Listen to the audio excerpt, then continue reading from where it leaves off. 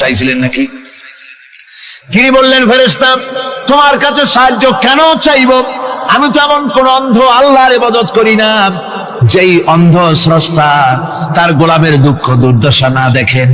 আমি তোমার কাছে সাহায্য চাইব না। হযরত ইব্রাহিম আলাইহিস সালাম পাশ করলেন। কি বলেন, পাশ করছেন না? ঈমানের পরীক্ষায় পাশ।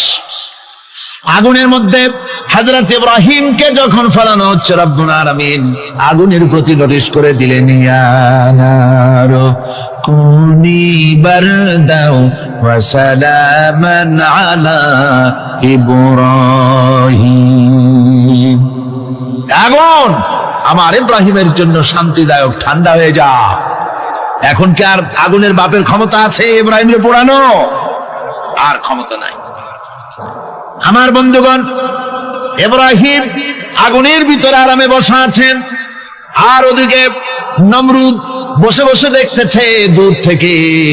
ইব্রাহিম তো জ্বলে না, গায়ের মধ্যে আগুন জ্বলে গেল।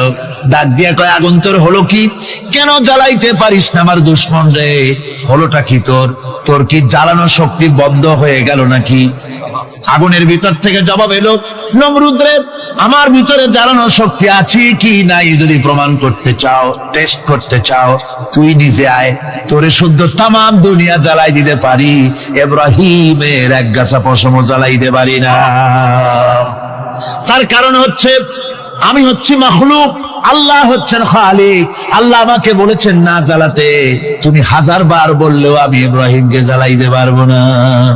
কোরআনে কারিমে ঘটনা বলে মুমিনদেরকে সাহস দেওয়া হচ্ছে, মুমিনেরা দ্বীনের কাজ করতে গিয়ে বিপদ আবাজ আসবে, ঈমানের দাবি হলো বিপদ আসবে, আর বিপদ আসলে ঘাবড়ায় যেও না, মুসিবতে পড়ে চিন্তায় পেরেশানে হয়রান হয়ে যেও না।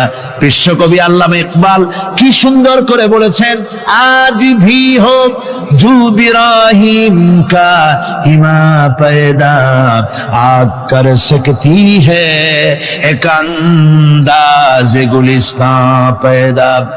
ইব্রাহিমের ঈমান যদি আজিও কোথাও হয় বিদ্যমান, করতে পারেন অগ্নিকুণ্ডে খুবসুরত এক গুলিস্তান। আজও যদি আগুনের ভিতরে কোন নমরুদ কোন ইব্রাহিমকে যদি ফেলে দেয়, আল্লাহ রাব্বুল আলামিন আজও আগুনকে ফুলের বাগান বানায়া দিবেন। সুবহানাল্লাহ। ভয় পাওয়ার কারণ নাই, চিন্তা করার কোনো কারণ নাই। আমার বন্ধুগণ, হযরতে হুদ আলাইহিস সালামকে যখন সমাজের লোকেরা, রাষ্ট্রের লোকেরা ঘিরে ফেলে দিল, সমাজ শক্তি, রাষ্ট্র শক্তি যখন তাকে ঘিরে ফেলে দিল, ষড়যন্ত্রের পাহাড় তুলে দিল, তারে মেরে ফেলে দিবে, হযরত হুদ দেশ থেকে